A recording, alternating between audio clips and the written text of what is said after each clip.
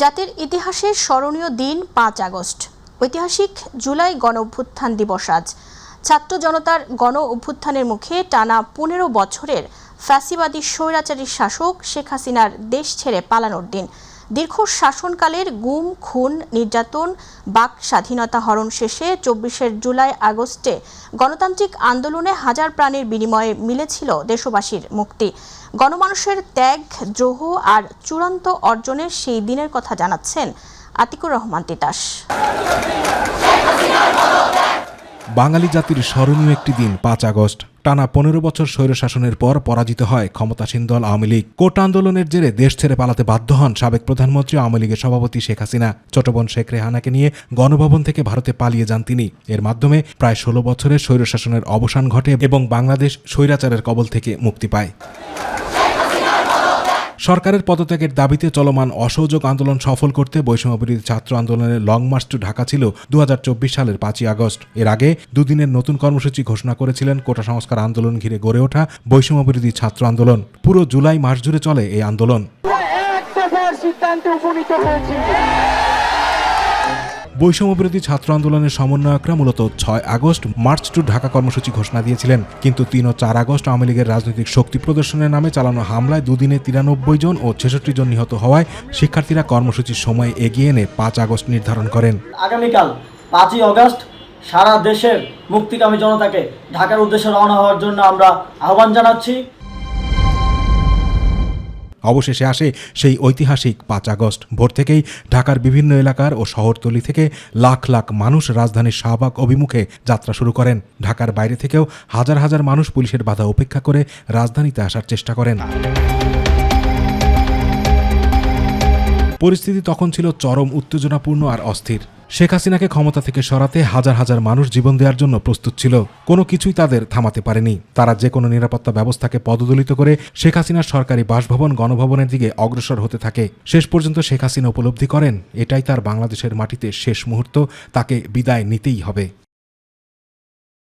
৫ August কড়াকড়ি curfew উপেক্ষা করে মার্চ টু ঢাকা কর্মসূচি সফল করতে হাজার হাজার মানুষ রাজধানী ঢাকার অভিমুখে পদযাত্রা করেন। দেশ জুড়ে বিভিন্ন শ্রেণী পেশার লাখ লাখ মানুষ রাজপথে নেমে আসেন। আর সেনাপ্রধান জেনারেল ওয়াকারুজ্জামান শেখ হাসিনার পদত্যাগের খবর নিশ্চিত করার পর জনতার উল্লাসে চারদিক মুখরিত হয়ে ওঠে। সেনাবাহিনীর প্রতি আস্থা রাখেন, সশস্ত্র বাহিনীর প্রতি আস্থা রাখেন, আমি সমস্ত দায় দায়িত্ব দিচ্ছি। সেই মুহূর্তে শেখ হাসিনার ক্ষমতার আধিপত্য এবং আওয়ামী লীগের কথিত রাজনৈতিক দুর্গ এক মুহূর্তেই ভেঙে যায়। রাজধানীর রাজপথ দখলে নেয় লাখো লাখো মানুষ। তাদের মধ্যে হাজার হাজার বিক্ষুব্ধ জনতা শেখ হাসিনার বাসভবন গণভবনে প্রবেশ করে বিজয় উদযাপন করে।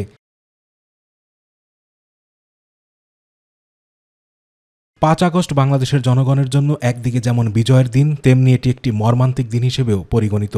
কারণ এদিন আওয়ামী লীগ সরকারের পতনের পরেও পুলিশের বর্বর হামলায় অনেক মানুষ প্রাণ হারান। আন্দোলনের শেষ মুহূর্তেই ৫ই আগস্ট আশুলিয়া ছাত্র জনতার আন্দোলনে মানারাত ইউনিভার্সিটির তৃতীয় বর্ষের ছাত্র আনহাফ হাবির আশরাফুল্লাহ সহ ৪৬ জনকে গুলি করে হত্যা করা হয়। পরে আশুলিয়া থানায় কয়েকজন এসআই লাশ পুড়িয়ে ফেলে। এদিন বিকেলে সেনাপ্রধান জেনারেল ওয়াকারুজ্জামান বিভিন্ন রাজনৈতিক দলকে আলোচনার জন্য আমন্ত্রণ জানান এবং পরে একটি অন্তর্বর্তী সরকার গঠনের বিষয়টি নিশ্চিত করেন। শেখ হাসিনা তার দীর্ঘ শাসন আমলে অহংকার করে বলেছিলেন, শেখ হাসিনা পালায় না। শেখ হাসিনা পালিয়ে গেছে, শেখ হাসিনা নাই, শেখ হাসিনা চলে গেছে, শেখ হাসিনা পালায় না। কিন্তু জনগণের প্রচণ্ড ঘৃণা আর চাপের মুখে তাকে অসংখ্য মানুষের হত্যার দায় নিয়ে পদত্যাগ করে পালিয়ে যেতে হয়। আতিকুর রহমান তিতাস, মাই টিভি। জুলাই গণ অভ্যুত্থান স্মৃতি জাদুঘর উদ্বোধন করেছেন প্রধানমন্ত্রী তারেক রহমান। সকাল ৯টার দিকে তিনি উদ্বোধন করেন। উদ্বোধনের পর তিনি জাদুঘর পরিদর্শন করেন। জুলাই গণ অভ্যুত্থান স্মৃতি জাদুঘর আজ বিশেষ অতিথি ও শহীদ পরিবারের জন্য সংরক্ষিত রয়েছে। আগামীকাল থেকে সাধারণ জনগণের জন্য এটি উন্মুক্ত করে দেওয়া হবে।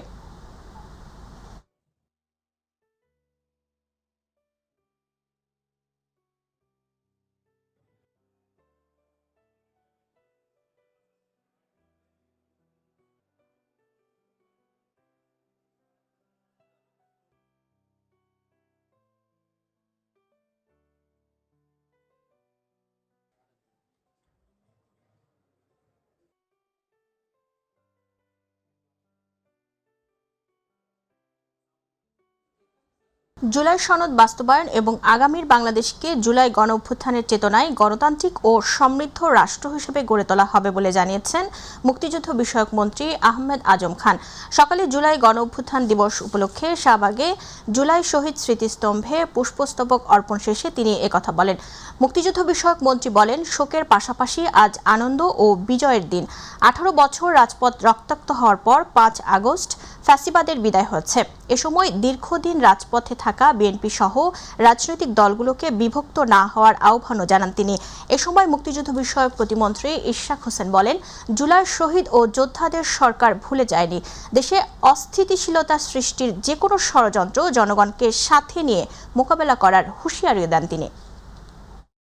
রাজনৈতিক দল দীর্ঘ 18 বছর মাঠে থেকে আন্দোলন সংগ্রামে জুলাই গণ অভ্যুত্থানকে তৈরি করেছেন, সৃষ্টি করেছেন এবং ছাত্র জনতা পুরো জাতিকে সহযোগিতা করেছেন। আজকে তারা যেন দ্বিধা বিভক্ত না হন, তারা যেন সামান্য নিজ স্বার্থে জাতিটাকে আর দ্বিধা বিভক্ত না করেন। যারা পতিত ফ্যাসিবাদ, যারা বাংলাদেশ থেকে হাজার হাজার কোটি টাকা লুটপাট করে নিয়ে গিয়েছে, সেই অর্থ আবার বাংলাদেশে বিনিয়োগ করে দেশকে অস্থিতিশীল করে হয়তো ফেরার চেষ্টা করতে পারে। বাংলাদেশে যদি তারা ফেরত আসে, তাহলে তাদের এই গণহত্যার জন্য যে তাদের ফাঁসির রায় হয়েছে, সেটিকে কার্যকর করার মাধ্যমেই তাদের বাংলাদেশের রাজনীতির ইতি টানা হবে ইনশাআল্লাহ। গণ অভ্যুত্থানের রক্তাক্ত আগস্টে সিরাজগঞ্জে প্রাণ হারান সাংবাদিক ও ছাত্র জনতা সহ 32 জন। 2 বছর পরও শেষ হয়নি সেই হত্যাকাণ্ডগুলোর বিচার প্রক্রিয়া। 9টি হত্যা মামলা সহ 16 মামলার মধ্যে মাত্র 3টি হত্যা মামলায় এসেছে চার্জশিট। স্বজনদের অপেক্ষা কবে হবে বিচার। প্রতিনিধি HM মোনায়েম খানের রিপোর্ট, জানাচ্ছেন শবনম অবনী। 2024 সালের 4 আগস্ট সকাল থেকেই উত্তপ্ত সিরাজগঞ্জ। একদিকে আওয়ামী লীগ নেতাকর্মীদের অবস্থান, অন্যদিকে শহরে প্রবেশ করতে থাকেন আন্দোলনকারীরা। এক পর্যায়ে সংঘর্ষ আর গুলিতে রণক্ষেত্রে পরিণত হয় শহর।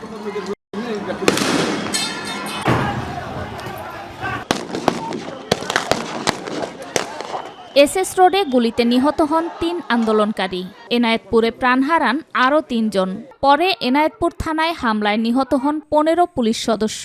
রায়গঞ্জে সংঘর্ষে সাংবাদিক সহ নিহত হন 6 জন। সন্ধ্যায় সাবেক সংসদ সদস্য জান্নাত আরা হেনরির বাসা থেকে উদ্ধার করা হয় 2 জনের মরদেহ। একদিনের রক্তক্ষয়ী ঘটনায় বদলে যায় 32টি পরিবারের জীবন। 2 বছর পরও প্রিয়জন হারানোর ক্ষত বয়ে বেড়াচ্ছেন স্বজনরা। সারাদিন পরে যে মানুষটা আমাদের মাঝে আসার কথা ছিল, এখন সে তো আসে না। এটা বড়ই কষ্টের আমার এবং আমার সন্তানের। মেয়ে ফোন দিল যে আব্বা তাড়াতাড়ি বাড়িতে এসে, সুমন ভাইয়া নাই। বাড়িতে গেলাম, বাড়িতে যে ছেলে ব্যানের উপরে শুয়ে আছে, এই জায়গায় 3টা গুলি লাগছে। একটা গুলি ঘাড়ে নাকছে, একটা পেটে নাকছে, ফিরাছে টাকা দেখে যে আরেকটা মারল। রাজশাহী ডিআইজি কার্যালয়ের তথ্য অনুযায়ী জেলায় হয়েছে 16টি মামলা। এর মধ্যে হত্যা মামলা 9টি। পুলিশ চার্জশিট দিয়েছে 6টি মামলার। বাকি 6টি হত্যা মামলার তদন্ত এখনো চলছে। মামলার কথাগুলোতে আসি, প্রত্যেকটা পরিবার, এটা আমাদের একটা ডেমোক্রেটিক রাইটস যে আমরা যেটা শিকার হচ্ছি তার একটা ন্যায্য বিচার আমাদের হোক। কোর্টের বারান্দায় গিয়ে ঘুরে না এসে সরকার যদি খুব শীঘ্রই এই বিচারগুলো শেষ করে যদি শহীদ পরিবারের মুখের দিকে তাকিয়েও যদি একটু তাড়াতাড়ি বিচার করা যায়, তাহলে আমি মনে করি অনেক ভালো হবে। পুলিশের দাবি, তদন্তে নিরপরাধ কাউকে আসামি করা হয়নি। আর পাবলিক প্রসিকিউটর বলছেন, প্রক্রিয়াগত জটিলতা থাকলেও উদ্যোগ নিলে বিচার এগিয়ে নেওয়া সম্ভব। পুলিশ সবকিছু বিবেচনা করেই চার্জশিট দাখিল করেছে। এখানে কোনো নিরপরাধ ব্যক্তি চার্জশিটে যাওয়ার কোনো প্রশ্ন নেই। অনেক আসামি যারা ঘটনার সাথে জড়িত ছিল তারা বাদ পড়ছে, অনেকে মানে চাষের এজাহার থেকে বাদ পড়ছে। এই প্রক্রিয়াগুলো করতে গেলে একটা সময় লাগে, তবে এই সময়গুলো শর্টলিও করা যায়, আবার এটা লম্বা একটা প্রসেসের মধ্যেও যায়। প্রিয়জন আর ফিরবে না, এ বাস্তবতা মেনে নিয়েছেন স্বজনরা। এখন একটাই চাওয়া, হত্যার বিচার দেখে যেতে চান তারা। শবনম অবনী, মাই টিভি। আকর্ষণীয় বেতনে চাকরির প্রলোভন দেখিয়ে অর্থ হাতিয়ে নেওয়ার অভিযোগ উঠেছে এজমা ফাউন্ডেশন বাংলাদেশ নামে একটি কথিত এনজিওর বিরুদ্ধে। রংপুরের পীরগঞ্জে প্রতিষ্ঠানটির কার্যক্রম শুরুর দিনে সামনে আসে নানা অভিযোগ। স্থানীয় প্রশাসন ও জেলা সিভিল সার্জন বলছে, প্রতিষ্ঠানটির বৈধতা বা কার্যক্রম পরিচালনা নিয়ে তাদের কাছে নেই সুনির্দিষ্ট কোনো তথ্য। রংপুর থেকে বিস্তারিত জানাচ্ছেন মাহমুদুল হাসান। হাতে নিয়োগপত্র, চোখে নতুন চাকরির স্বপ্ন। কেউ ধার করে, কেউ গরু বিক্রি করে, আবার কেউ শেষ সঞ্চয় ভেঙে দিয়েছেন টাকা। কারো কাছ থেকে নেওয়া হয়েছে ১,৩০০ টাকা, কারো ৫,০০০, আবার কেউ দিয়েছেন ১২,০০০ থেকে ২০,০০০ টাকারও বেশি। ভেবেছিলেন এবার হয়তো বদলে যাবে জীবনের গল্প, কিন্তু অভিযোগ উঠেছে সেই স্বপ্নই এখন পরিণত হয়েছে প্রতারণার ফাঁদে। চাকরির নিশ্চয়তার কথা বলে বেকার যুবক যুবতীদের কাছ থেকে নেওয়া হয়েছে মোটা অঙ্কের অর্থ। যেদিন আমার অ্যাপয়েন্টমেন্ট দেয় ওই দিন আমাদেরকে ১,০০০ টাকা নিচ্ছে। আর হচ্ছে পরীক্ষা যেগুলো সার্কুলার দেয়, সার্কুলারের সঙ্গে আমরা ৩০০ টাকা আবেদন করছি। আমাকে হচ্ছে কার্ড দেবেন না, আবার টাকা কেন দেবো? তো বলতেছে আজকে টাকাটা দিয়ে যাও, তুমি পরে এসে নিয়োগপত্র নিয়ে যাবে। রংপুরের পীরগঞ্জ পৌরসভার পাশের একটি আবাসিক এলাকায় ভাড়া বাসা নিয়ে এজমা ফাউন্ডেশন বাংলাদেশ নামে প্রতিষ্ঠানটির কার্যক্রম শুরু হয়। উদ্বোধনের দিনই শতাধিক কর্মী নিয়ে শুরু হয় কর্মযজ্ঞ। তবে পরে প্রতিষ্ঠানটির নিবন্ধন ও কার্যক্রম পরিচালনার বৈধতা নিয়ে প্রশ্ন তোলেন কর্মীরা। অভিযোগ রয়েছে, পীরগঞ্জের আগে নীলফামারী, জয়পুরহাট ও রংপুরের মিঠাপুকুর সহ বিভিন্ন এলাকাতেও একই কৌশলে কর্মী নিয়োগের নামে অর্থ নেওয়া হয়েছে। আমাকে বলছে যে ঠিক আছে মা, তুমি হচ্ছে হেলথ অর্গানাইজারে নিয়োগ নেও, যেহেতু তুমি জামানত দিতে পারতিস না, ওই জন্য আমি স্যার এখন নিম্ন পোস্টে গেছি, আমি এখন জামানত দেইনি। পরে শুনি যে এখানে আরো নাকি অনেকের কাছ থেকে জামানত নিছে। আজকে আমাদের প্রথম কার্যদিবস শুরু হওয়ার কথা, প্রধান অতিথি যিনি আসার কথা ছিল উনি আসে নাই। আমরা চাই যে ওনাদের শাস্তি হোক, কেন ওনারা তো আমাদের সঙ্গে করছে, এরপরে অন্য জনের সাথেও করতে পারে। অর্থ ফেরতের দাবিতে দিনভর অফিসে প্রতিষ্ঠানটির পরিচালক সহ 2 কর্মকর্তাকে অবরুদ্ধ করে রাখেন কর্মীরা। পরে প্রতিষ্ঠানটির চেয়ারম্যান একরাম হোসেন দাবি করেন, প্রতিষ্ঠানটি পরিচালনায় তাদের বৈধতা রয়েছে, তবে অফিসে বৈধতার কোনো কাগজপত্র দেখাতে পারেননি তারা। এজ এ পরিচালক হিসেবে আমার সব ঠিক আছে, এখন এর ব্যাখ্যাটা একমাত্র দিতে পারবে চেয়ারম্যান মহোদয়। না যা যা প্রয়োজন আমাদের তো ওটা জাস্ট আসছে, আমরা তো রুগী দেখা শুরু করবো ইনশাআল্লাহ। না আপনি রোগী দেখা শুরু করবেন, সিভিল সার্জন কি আপনাকে অনুমতি দিয়েছে যে আপনি এজমা ফাউন্ডেশন এখানে? আপনার যা যা প্রয়োজন আমি তো আপনাকে বলছি। তবে স্থানীয় প্রশাসন কিংবা রংপুরের জেলা সিভিল সার্জন কার্যালয় কোনোটিরই কাছেই প্রতিষ্ঠানটির বৈধতা বা কার্যক্রম পরিচালনার বিষয়ে নেই সুনির্দিষ্ট তথ্য। অবগত নয়, আমাকে তারা, আমি জানি না, আমাকে অবগত করেনি, আমি জানি না। তো এই ফাউন্ডেশন বা এই প্রতিষ্ঠানটি আসলে উপজেলা প্রশাসনের সাথে সেই অর্থে কোনো যোগাযোগ করেনি বা তাদের কি কার্যক্রম সেই সম্পর্কে আমাদেরকে কোনো অবহিত করেনি। এ সম্পর্কে যদি কোনো লিখিত অভিযোগ পাওয়া যায় বা থানাতে যদি কোনো অভিযোগ পাওয়া যায়, সেক্ষেত্রে যথাযথ কর্তৃপক্ষ আইনগত ব্যবস্থা গ্রহণ করবে। চাকরির প্রলোভনে অর্থ লেনদেনের আগে সংশ্লিষ্ট প্রতিষ্ঠানের বৈধতা যাচাই করার আহ্বান সচেতন মহলের। মাহমুদুল হাসান, মাই টিভি, রংপুর। টানা ভারী বৃষ্টি ও উজানের ঢলে আবারও ফুঁসে উঠেছে তিস্তা নদী। এতে তিস্তার পানি বৃদ্ধি পেয়ে বিপদসীমার 13 সেন্টিমিটার উপর দিয়ে প্রবাহিত হচ্ছে। সকাল 9টায় নীলফামারীর ডিমলায় ডালিয়া পয়েন্টে পানির সমতল রেকর্ড করা হয়েছে 52.28 সেন্টিমিটার, যা বিপদসীমার 13 সেন্টিমিটার উপর দিয়ে প্রবাহিত হচ্ছে। এর আগেও সকাল 6টায় বিপদসীমার 13 সেন্টিমিটার উপর দিয়ে পানি প্রবাহিত হয়েছে। তিস্তার পানি বেড়ে নীলফামারীর ডিমলা উপজেলার পূর্ব ছাতনাই, খগাখড়িবাড়ি, টেপাখড়িবাড়ি, খালিশা চাপানি, ঝুনাগাঁ চাপানি, গয়াবাড়ি ও জলঢাকা উপজেলার গোলমুন্ডা, ডাওয়াবাড়ি ও শোলমারি ইউনিয়নের নিম্নাঞ্চলে পানি প্রবেশ করতে শুরু করেছে। ফরিদপুরের ভাঙা উপজেলায় পাট কাটা ও জাগ দেওয়ার মৌসুমে এখন ব্যস্ত সময় পার করছেন কৃষকরা। সকাল থেকে সন্ধ্যা পর্যন্ত চলছে পাট কাটা, জাগ দেওয়া, আঁশ ছাড়ানো, ধোয়া ও শুকানোর কাজ। তবে নদীনালা ও খালবিলে পানি কম থাকায় পাট জাগ দিতে চরম ভোগান্তির পাশাপাশি পাটের হঠাৎ দরপতনে দুশ্চিন্তায় কৃষক। ভাঙা প্রতিনিধি মোহাম্মদ সারোয়ার হোসেনের পাঠানো তথ্যচিত্রে ডেস্ক রিপোর্ট। ফরিদপুরের ভাঙায় এখন ব্যস্ত সময় পার করছে পাট চাষিরা। কোথাও চলছে জমি থেকে পাট কাটা, কোথাও জাগ দেয়া, কোথাও আবার আঁশ ছড়ানো ও রোদে শুকানোর কাজ। সকাল থেকে সন্ধ্যা পর্যন্ত সোনালী আঁশ ঘিরে কর্মচাঞ্চল্য গ্রাম বাংলা। তবে চলতি মৌসুমে পাটের বাম্পার ফলন সত্ত্বেও হঠাৎ পাটের দরপতনে বেড়েছে কৃষকের দুশ্চিন্তা। অপরদিকে খালবিল ও জলাশয়ে পর্যাপ্ত পানি না থাকায় কৃষকদের দূরে নিয়ে গিয়ে জাগ দিতে হচ্ছে। এতে যেমন বাড়ছে পরিবহন ব্যয়, তেমনই বাড়ছে শ্রমিকের মজুরি।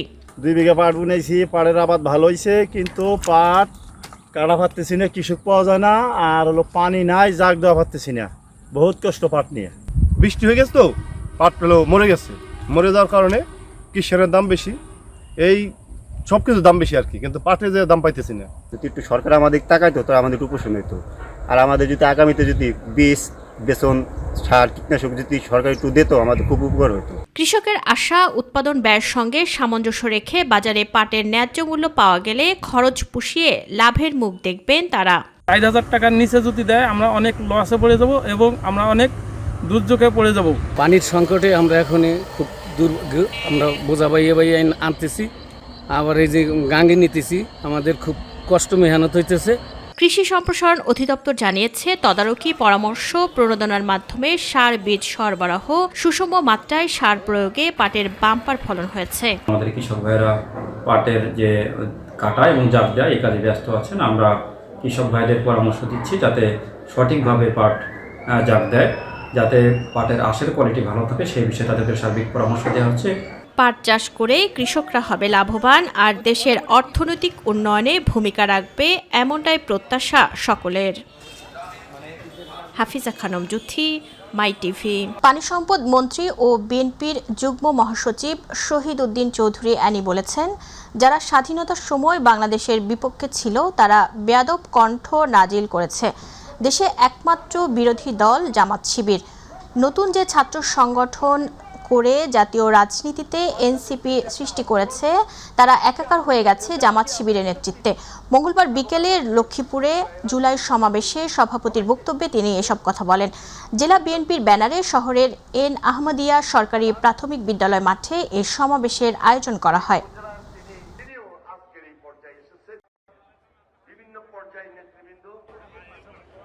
এখানে এই যে নতুন যে ছাত্র সংগঠন করে জাতীয় রাজনীতিতে এনসিপি নামক দলটা তারা সৃষ্টি করেছে, বাস্তবিক পক্ষে আপনি যদি একটু ভালোভাবে বিশ্লেষণ করেন, এরা একে একাকার হয়ে গেছে ওই জামাত শিবিরের। তাহলে বাংলাদেশে ফ্যাসিস্টের বাহিরে পক্ষ এখন দুইটা, একটা হইল জামাত শিবির পক্ষ, আরেকটা হইল জিয়া রহমানের নেতৃত্বে, খালেদা জিয়ার নেতৃত্বে বাংলাদেশি জাতীয়তাবাদ পক্ষ, এবং এই পক্ষের নেতৃত্বে একটা রাজনৈতিক মোর্চা, যাদের সঙ্গে আমাদের রাজনৈতিক মিল রয়েছে। নিষিদ্ধ সংগঠন বাংলাদেশ আওয়ামী লীগের সকল ধরনের ষড়যন্ত্র, চক্রান্ত ও সহিংসতার প্রতিবাদে ঢাকার কেরানীগঞ্জে মোটরসাইকেল র্যালি অনুষ্ঠিত হয়েছে। গতকাল বিকেলে রোহিতপুর ইউনিয়ন বিএনপির আয়োজনে এ র্যালি অনুষ্ঠিত হয়। র্যালিটি রোহিতপুর ইউনিয়ন বিএনপির আয়োজনে বিএনপির কার্যালয় থেকে শুরু হয়ে বোর্ডিং মার্কেট, মুগারচর, লাখিরচর, নতুন সোনাকান্দা, সোনালান্দা ও ধর্মসুর এলাকা প্রদক্ষিণ করে রোহিতপুর বাজারে গিয়ে শেষ হয়। পরে সংক্ষিপ্ত সমাবেশে বক্তব্য দেন রোহিতপুর ইউনিয়ন বিএনপির সভাপতি আবুল হাসনাত, সাধারণ সম্পাদক সোহানুর রহমান সোহেল সহ নেতাকর্মীরা।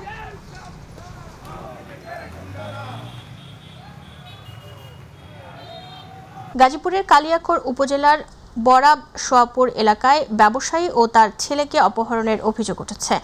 অভিযোগ অনুযায়ী ব্যবসায়ী রেজাউল করিম রাসেল ও তার স্ত্রী চিকিৎসার জন্য উত্তরা যাওয়ার পথে কয়েকজন তাদের একটি হোটেলে নিয়ে গিয়ে জিম্মি করে। পরে গভীর রাতে রেজাউল করিমকে নিয়ে তার বাড়িতে এসে পরিবারের সদস্যদের জিম্মি করে নগদ টাকা, স্বর্ণালংকার সহ মূল্যবান মালামাল লুট করা হয়। এ সময় তার ছেলে শাহেদকেও তুলে নিয়ে যাওয়া হয় বলে দাবি পরিবারের। মঙ্গলবার দুপুরে রেজাউল করিমের স্ত্রীকে ছেড়ে দেওয়া হলেও রেজাউল করিম ও তার ছেলে এখনও নিখোঁজ রয়েছেন বলে পরিবারের দাবি। এ ঘটনায় কালিয়াকৈর থানা ও উত্তর পশ্চিম থানায় পৃথক অভিযোগ করা হয়েছে। মাদকমুক্ত সমাজ গঠনের লক্ষ্যে টেকনাফে জনসচেতনতামূলক প্রশিক্ষণ কর্মসূচির আয়োজন করেছে বাংলাদেশ কোস্টগার্ড। কোস্টগার্ডের উদ্যোগে আয়োজিত এ কর্মসূচিতে স্থানীয় জনগণ, কিশোর, তরুণ এবং শিক্ষার্থীরা অংশ নেন।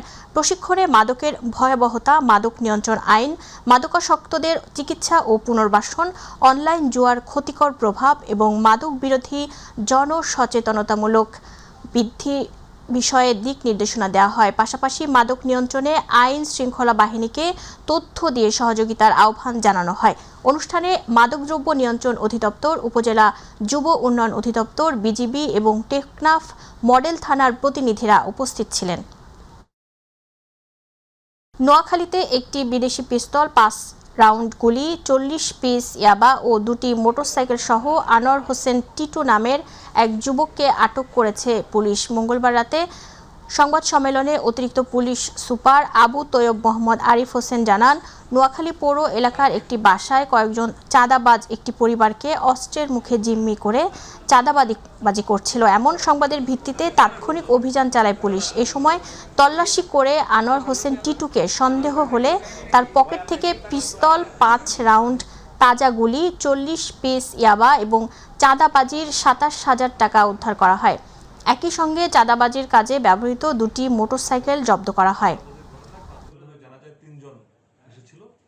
নারায়ণগঞ্জের ফতুল্লার কাশীপুরের হাজীপাড়া এলাকায় পরকীয়া সন্দেহে স্ত্রী ফাতেমা আক্তার রেখাকে হত্যা মামলা স্বামী মুক্তার আলীকে মৃত্যুদণ্ডের আদেশ দিয়েছেন অতিরিক্ত জেলা ও দায়রা জজ আদালত। বিচারক নিভানা খানের জেসি আসামির উপস্থিতিতে মৃত্যুদণ্ড এবং 20,000 টাকা জরিমানায় রায় ঘোষণা করেন।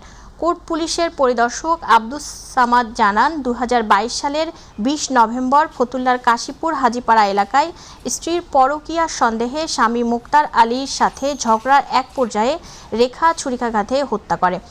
এ ঘটনায় নিহতের মা বাদী হয়ে ফতুল্লা থানায় একটি হত্যা মামলা দায়ের করলে পুলিশ স্বামী মুক্তারকে গ্রেপ্তার করে। পরে আদালতে 164 ধারায় হত্যার দায় স্বীকার করে জবানবন্দি দেন।